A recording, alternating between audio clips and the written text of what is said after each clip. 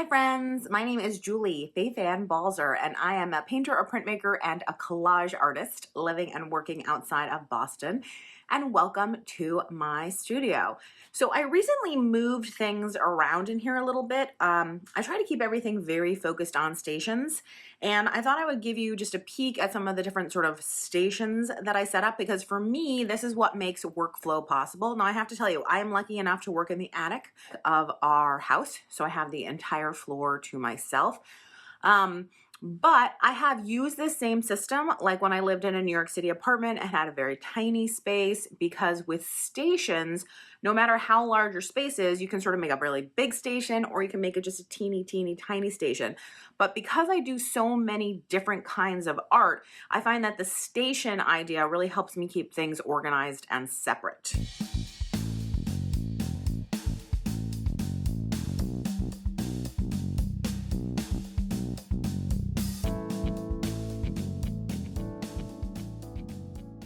Okay, so this is my little, like, you can see the ceiling.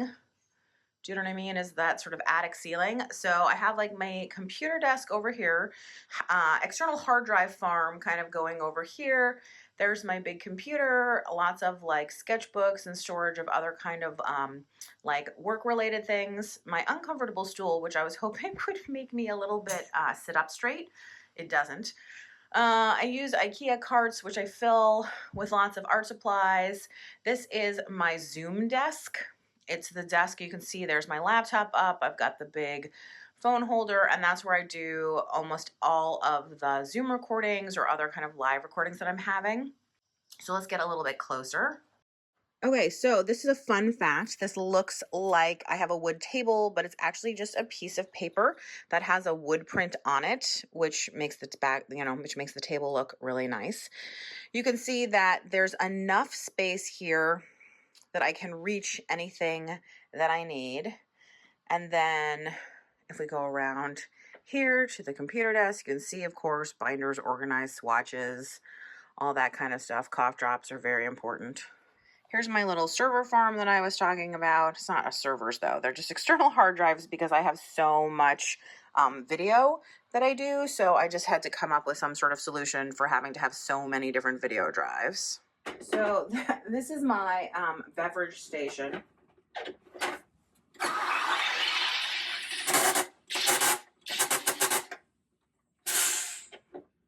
So I can make my fizzy water. There's a bottle of soda left up here from when I had a art class recently. I've got my water, but what this table technically is my cutting table. This is a really small space, so I've had to go fisheye on this.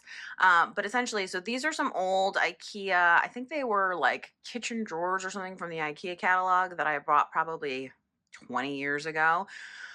One of them is missing a wheel, so it's propped up on a pile of books. But you can see I have a cutting mat on here. I have my fat quarters. All my fabric is in here by color. I've got an empty thread rack and some sort of half-done fabric projects. This is when I used to do a lot of quilting, sewing, fabric surface design, and it's kind of just left over from that. I really don't do much of it anymore. So here's a view of it without the fisheye. Again, obviously you can see there's that sloped ceiling.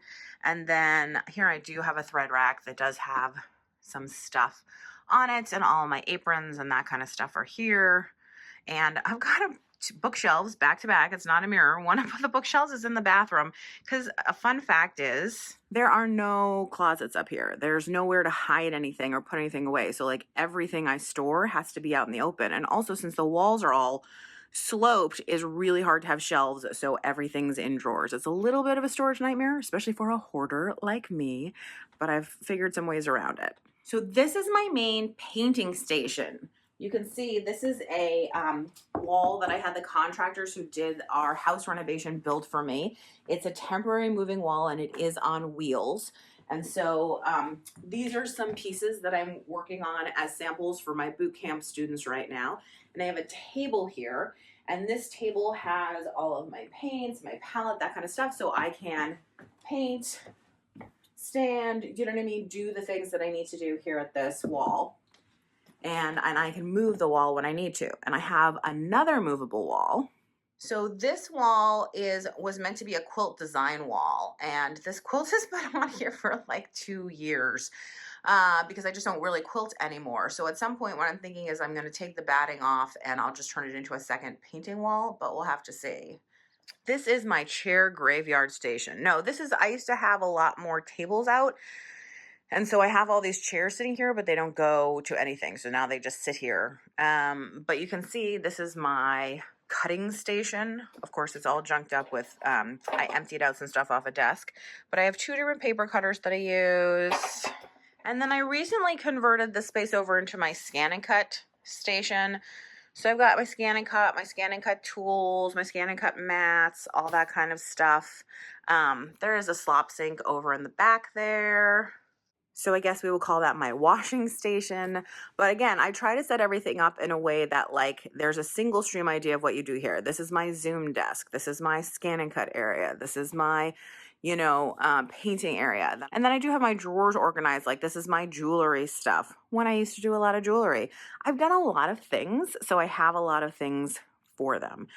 But the station theory has always been one that has worked really, really, really well for me. Thanks so much for coming and visiting my studio. If you like the video, I hope you'll give me a thumbs up. Be sure to leave a comment, subscribe to my channel. I'd love it if you'd sign up for the free Friday newsletter, which you can find the link down below in the description.